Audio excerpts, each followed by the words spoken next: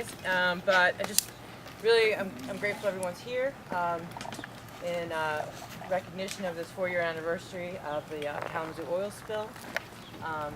And just want to recognize that this is stolen land from the Ottawa and Potawatomi. And we're on it today. We're going to talk about what tar sands and what the spills look like, pipelines, and the fact that they're still expanding this. Anyway, I'm just going to give you a real quick, brief schedule. First up, we are going to have, I have to cheat a little because I don't know the order. Oh yeah, first we're going to have Michelle Barlin-Smith come up and speak, and then Chalk, probably do a little more music, and then have Chris. And then we're going to head somewhere around the pipeline construction site-ish, around 4. Can we climb inside? You can do whatever you want. Do you have a skateboard? I advocate nothing. No. I advocate everything. No.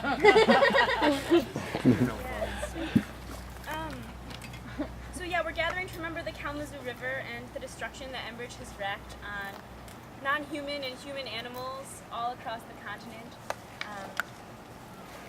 with all the tar sands infrastructure and that sort of thing. 4 years ago this week, the lives of hundreds of people and animals were being threatened. And the habitat of the Kalamazoo River Basin will never, ever be the same. And Enbridge is actively expanding their pipeline in this area, all across Michigan, from Whiting, Indiana to Detroit.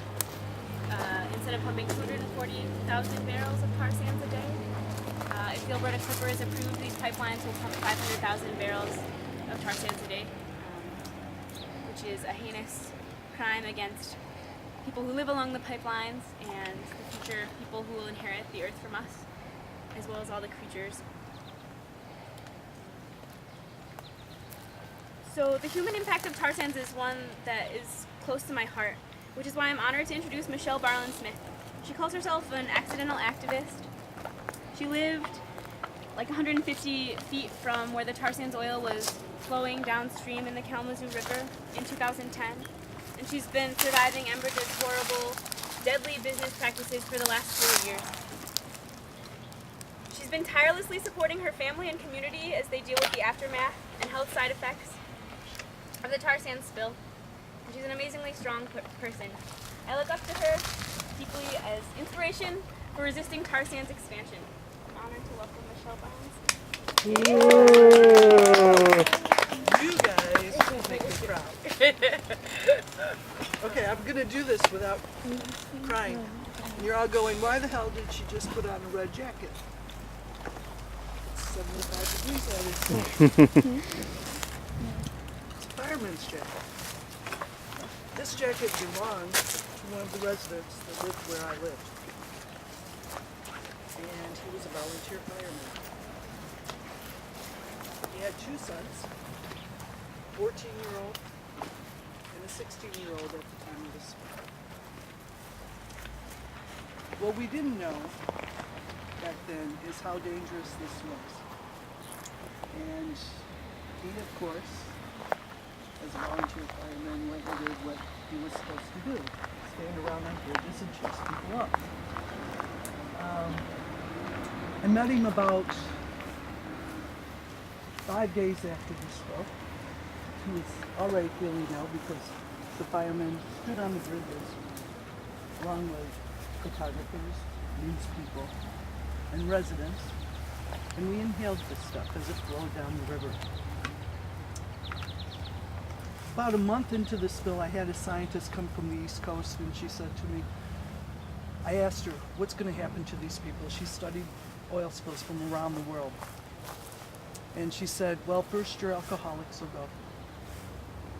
Then your people with immune system problems will go. Now, what people didn't know is that my friend was a recovering alcoholic. He wasn't my friend, we became friends.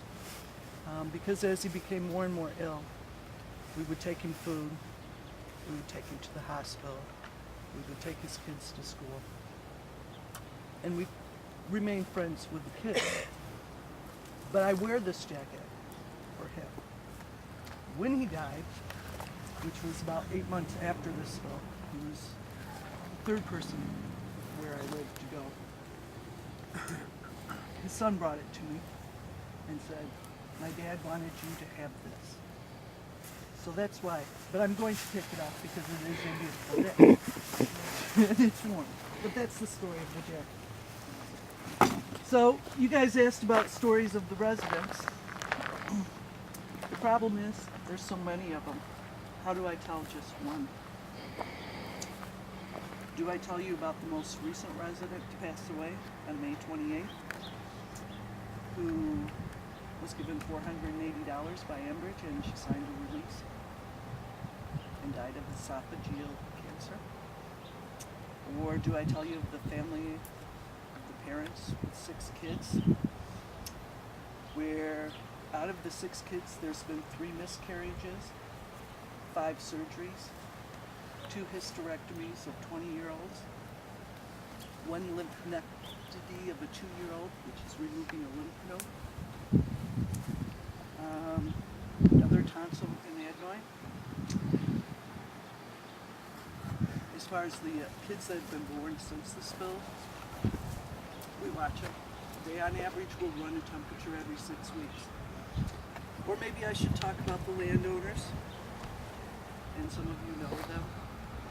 Some of you have met the one who wanted to bring her 90-year-old mother home to die, and they wouldn't shut down construction for a year. So this is who we're dealing with. And if I just heard the stories here, I would think, the problem is I hear it everywhere. I hear it here, I'm hearing it in Utah, nice sign by the way, guys. We hear it in Indiana, Illinois, all along the Keystone South. We hear it along the Gateway. We hear it along 61. We're going to be hearing it along Line 5. So, when I come and I talk to different groups and people, I try to bring the human part of it in, because these are people that were here and can't tell their stories. And today, the 20-year-old son, this man who gave me this jacket, is joining the military to support his younger son. And that shouldn't have had to happen. So, I noticed when we were driving in, saw a couple of trucks, and I went, follow the truck to the person that was driving. We really have to look at what we're protecting. You're protecting the people, you're protecting the water, you're protecting the soil, you're protecting the air. So you guys are the open ones. And I thank you. I love all of you. We love you. Anyone got any questions?